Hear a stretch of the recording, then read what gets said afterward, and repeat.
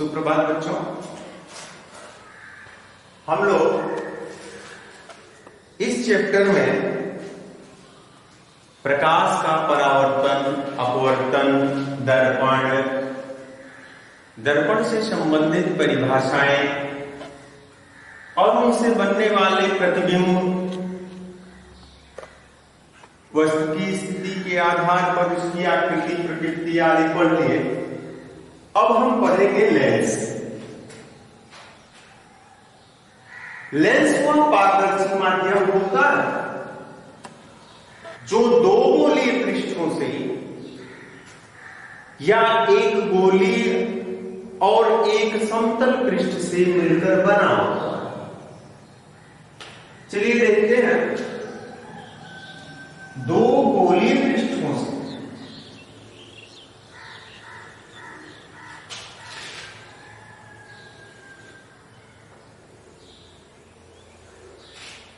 अगर ये भाग ले लिया जाए और इसका ये भाग निकाल लिया जाए तो हमें लेंस प्राप्त हुआ ये और दूसरा ये। इन्हें हम इनकी प्रकृति के आधार पर दो भागों में बांट लेते हैं। एक को उत्तल लेंस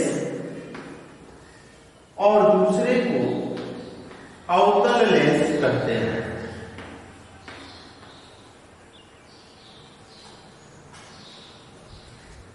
उत्तल लेंस जिसके द्वारा या किनारे के भाग पतले और बीच के भाग मोटे होते हैं, उत्तल लेंस कहलाता है। अवतल लेंस में ठीक इसका उल्टा, किनारे के भाग या द्वारक मोटे और मध्य का भाग, बीच का भाग पतला होता है, अवतल लेंस कहलाता है। चलते हैं, इनसे संबंधित परिभाषाएं ज्ञात कर लेते हैं।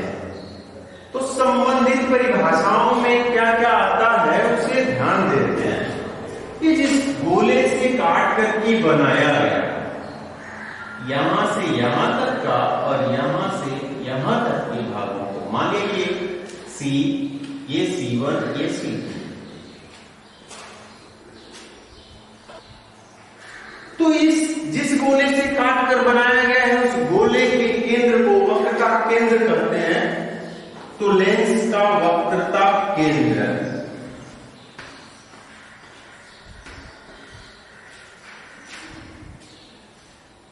गोलों के केंद्रों को वक्रता केंद्र कहा जाता है, जिसे C1 और C2 से प्रदर्शित करते हैं। अब आता है मुख्य अक्ष, दूसरा मुख्य अक्ष।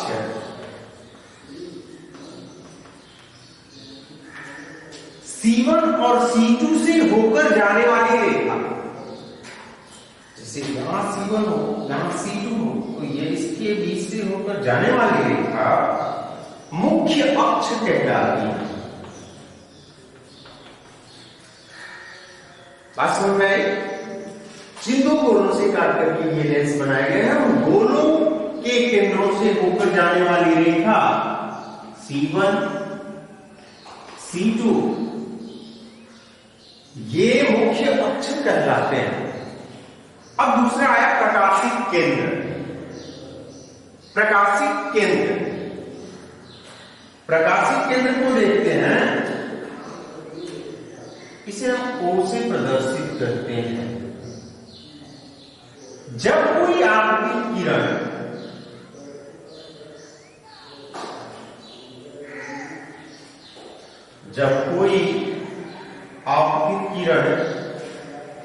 मुख्य अक्ष पर स्थित उस बिंदु से होकर गुजरती है जहां से आपतित किरण और अपवर्तित किरण एक दूसरे के समांतर चली जाए, अर्थात बिना मुड़े विचलित हुए चली जाए। विचलन तो जाहिर सी बात है कि माध्यम से दूसरे माध्यम में जाने पर अवश्य ही होगा, किंतु इसीलिए हमने दो परिभाषा दी, आपतित किरण और अपवर्तित किरण दोनों एक दूसरे के समांतर होकर चले। अब आता है द्वारक, इसे हम M1 M2, इसको भी M1 M2 से प्रदर्शित करते हैं। तीसरा है प्रकाशिक केंद्र, हो गया।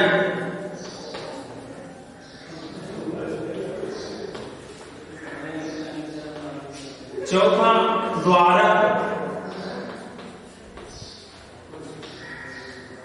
लेंस के व्यास को जो सीधा रेखा व्यास मिलाती है, किनारे वाले भागों को, जैसे ये लेंस बना दिया जाए गोल, तो उसके किनारे वाले भागों को द्वारक कहा जाता है। इसके भी किनारे वाले भाग द्वारक कहलाएंगे। अब है फोकस। फोकस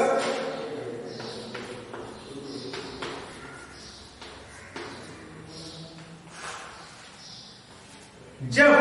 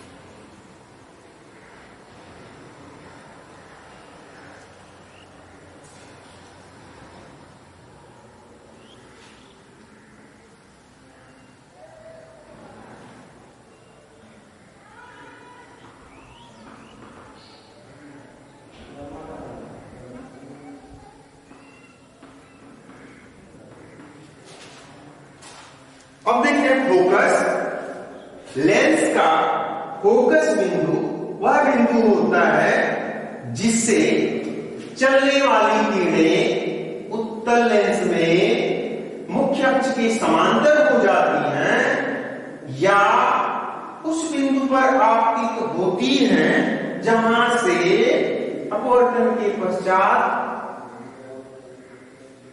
सीधे चली जाती हैं या कुंजित होती है। सीधे शब्दों में कहेंगे, लेंस से किसी बिंदु से आने वाली प्रकाशित किरणें जहां कुंजित होती हैं या होती हुई प्रतीत होती हैं, उस बिंदु को फोकस कहा जाता है।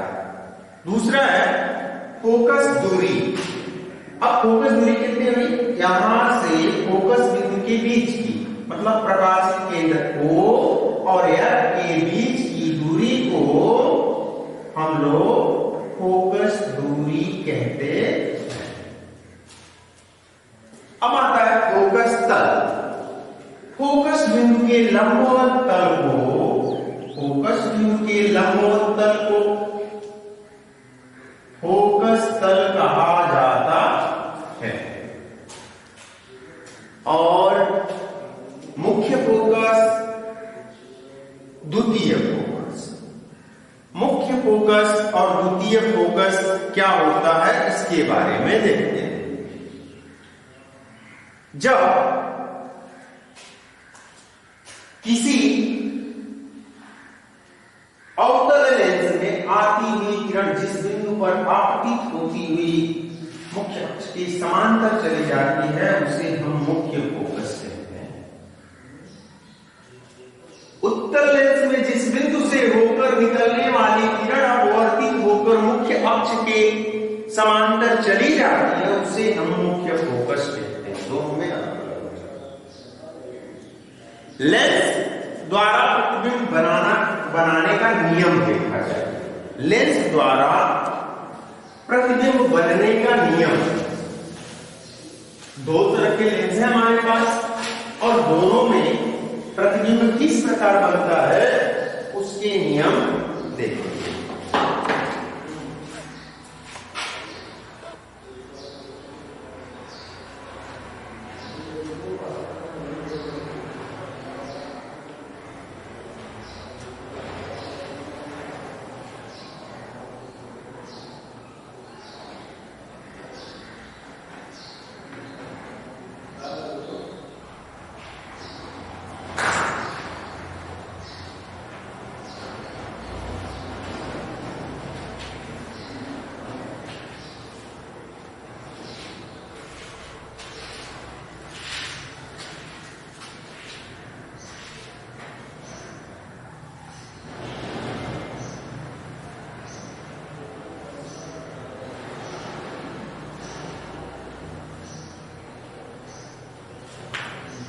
ध्यान देते हैं दोनों में अंतर क्या है। जब फोकस से कोई किरण उत्तल लेंस में, जब कोई किरण फोकस बिंदु से होकर निकलती है तो अपवर्तन के पश्चात वह मुख्य अक्ष के समांतर चली जाती है। समांतर आती है तो अपवर्तन के पश्चात वह एक बिंदु पर पुंजित होती है। दूसरी बात अब इसमें देखा जाए,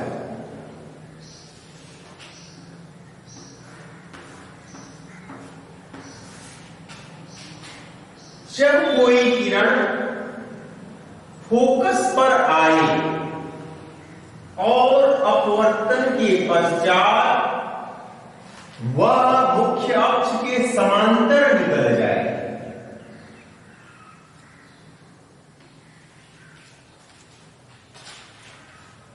ये नियम अवतल लेंस में जब फोकस पर आती है तो अपवर्तन के पश्चात वह समांतर चली जाती है, और जब समांतर आती है तो ये अपवर्तन के बाद ऊपर की ओर उठ गई, किंतु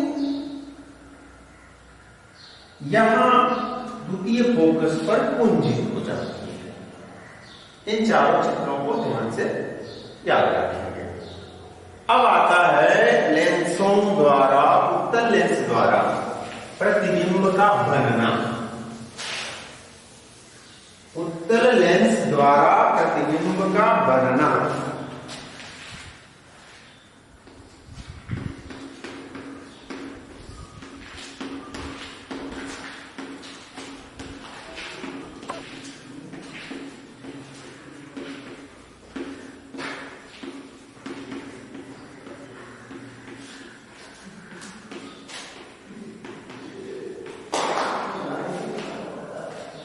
इनमें स्थितियों के अनुसार देखा जाए। पहली, जब वस्तु अनंत पर हो, जब वस्तु अनंत पर हो,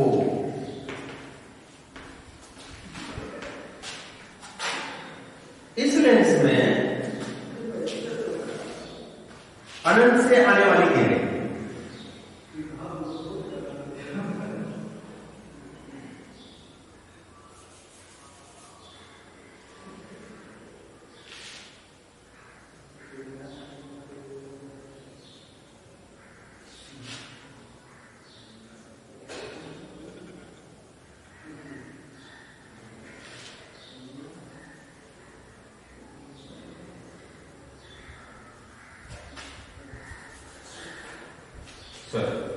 इसको सीधे बना लिया जाए। यहां से ये ऐसे जाएगी, एफ से होकर गुजरती है, समांतर आने वाली सारी किरणें एफ से होकर गुजरती हैं।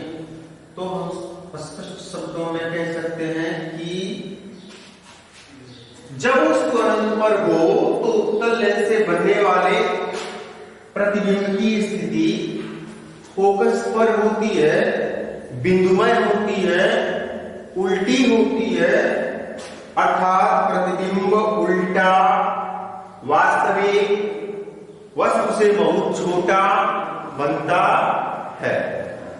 दूसरी स्थिति में आते हैं जब 2m से दूर हो, 2m से दूर हो, इसको ले लें, चित्र बनाया, मान लिया ये f है और ये 2m, इधर भी हो जाएगा f2f। अगर इसे इधर f1 है तो इधर f2 f2। चलिए, अगर 2m से दूर है तो यहां से हम चित्र बनाते हैं तो ये समांतर चलने वाली किरण f से होकर गुजरती है। दूसरा, प्रकाशित केंद्र से होकर निकलने वाली किरण यहां से गुजर जाती है तो चित्र यहां बनता है। स्पष्ट हुआ कि जब वस्तु 2m से दूर हो तो बनने वाला प्रतिबिंब बनता है, F और 2F के बीच बनता है, और छोटा बनता है, वास्तविक बनता है, छोटा बनता है, वास्तविक बनता है। तीसरी स्थिति आती है जब वह F1 और 2F1 के बीच हो। नहीं, तीसरी में ले लेते हैं, जब वस्तु 2F पर हो, 2F2 पर हो। चित्र बनाते हैं,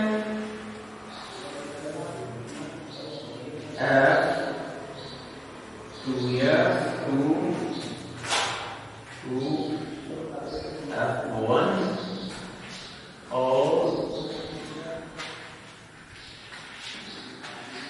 2F1। जब वस्तु यहां होगी तो बनने वाला प्रतिबिंब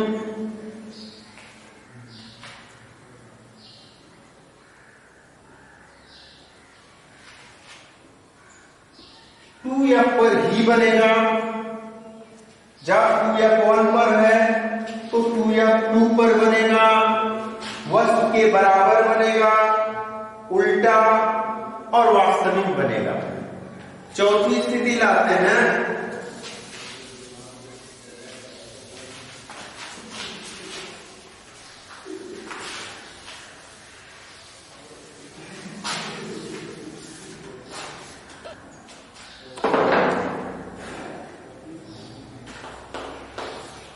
जब वस्तु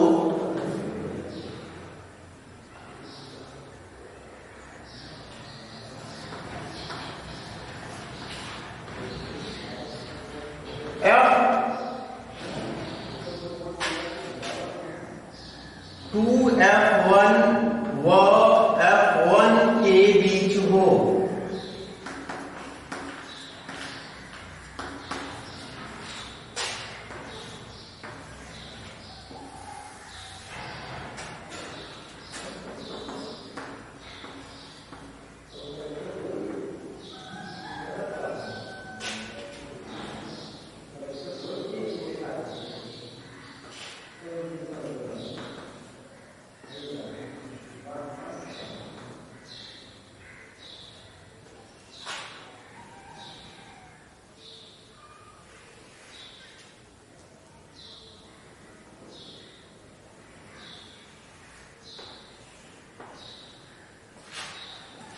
जब वस्तु 2F1 व F1 के बीच हो तो बनने वाला प्रतिबिंब 2F2 से दूर, वास्तविक, उल्टा और वस्तु से बड़ा बनता है।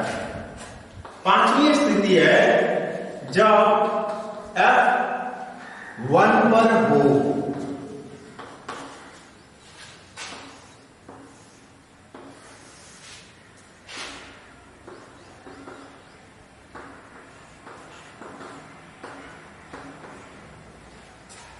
वस्तु जब F1 पर हो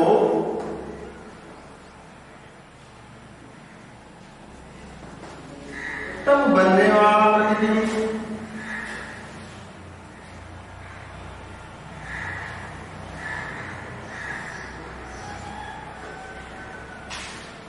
2F2 से दूर, वास्तविक, उल्टा और वस्तु से बहुत बड़ा बनता है। अंतिम स्थिति आती है छठवीं,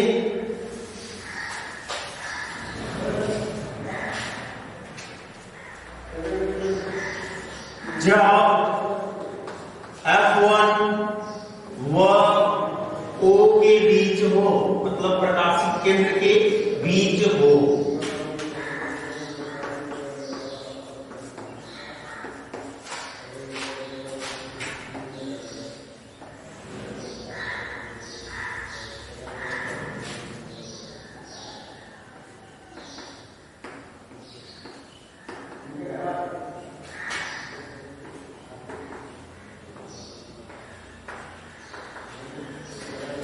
अगर वस्तु यहां हो F1 और O के बीच, तो बनने वाला प्रतिबिंब कैसे बनता है?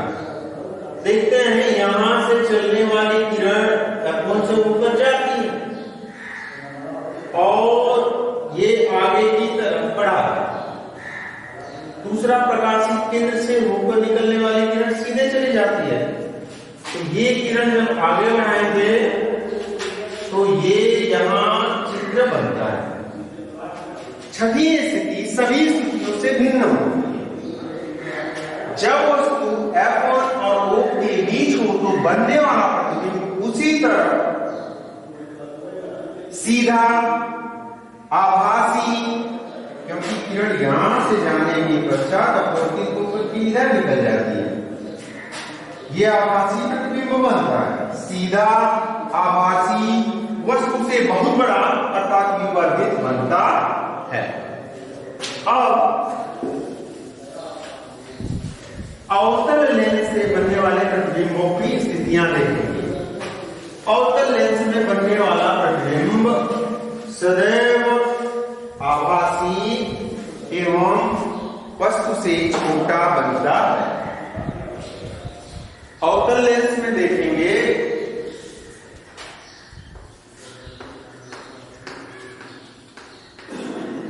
पहला जब अनंत पर हो,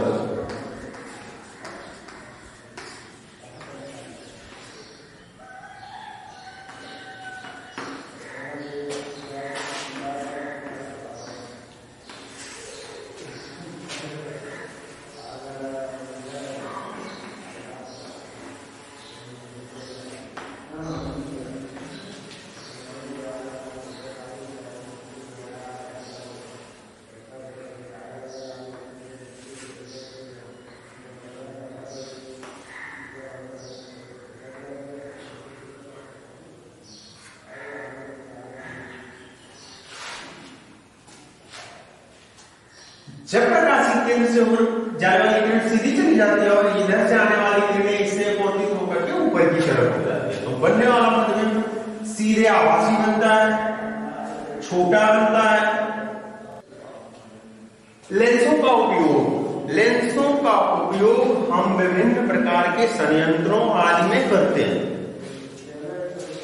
वाहनों में पीछे के वाहनों को देखने के लिए आगे दर्पण लगाया जाता है। आंखों में लेंस क्षमता को समायोजित करने के लिए लगाया जाता है, जिसमें उत्तल अवतल लेंसों का प्रयोग किया जाता है। आंखों की विभिन्नता के अनुरूप उनके दोष को दूर करने के लिए लगाया जाता है। छोटी वस्तुओं को देखने के लिए विभिन्न प्रकार के संयंत्र बनाए जाते हैं। सूक्ष्मदर्शी, संयुक्त सूक्ष्मदर्शी, खगोलीय दूरदर्शी आदि का उपयोग किया जाता है। इस तरह से इस लेंसों का इस भौतिक युग में बहुत सारा प्रयोग किया जाता है। अब चलते हैं लेंस की आवर्धन क्षमता। लेंस की आवर्धन क्षमता मिल गया, आवर्धन क्षमता या आवर्धन।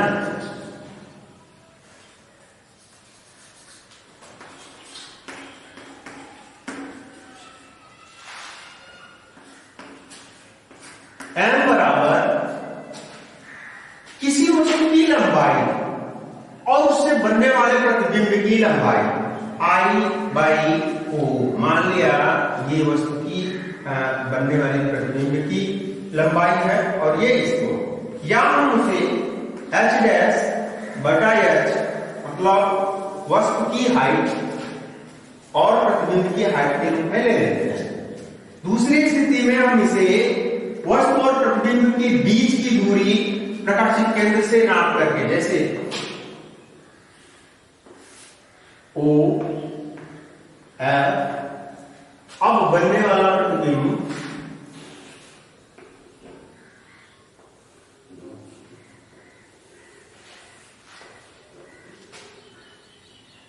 तो ये प्रतिबिंब से इसके बीच की दूरी को हम U मान लेते हैं, प्रारंभिक दूरी U, और यहां से बनने वाले प्रतिबिंब के बीच की दूरी, ये वस्तु के बीच की दूरी हुई है, प्रतिबिंब के बीच की दूरी को V मान ले तो V/U भी हो सकता है।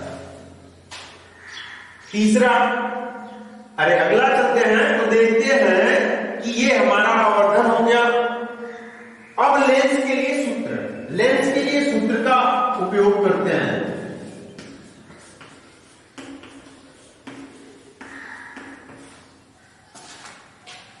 यहां से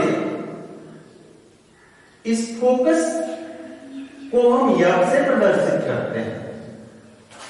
तो फोकस निकालने के लिए 1/f बराबर 1/v माइनस 1/u सूत्र का उपयोग किया जाता है।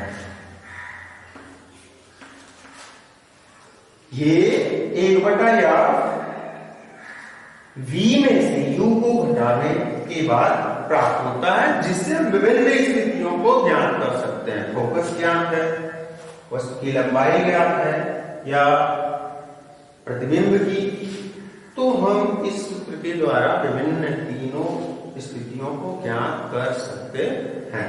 धन्यवाद।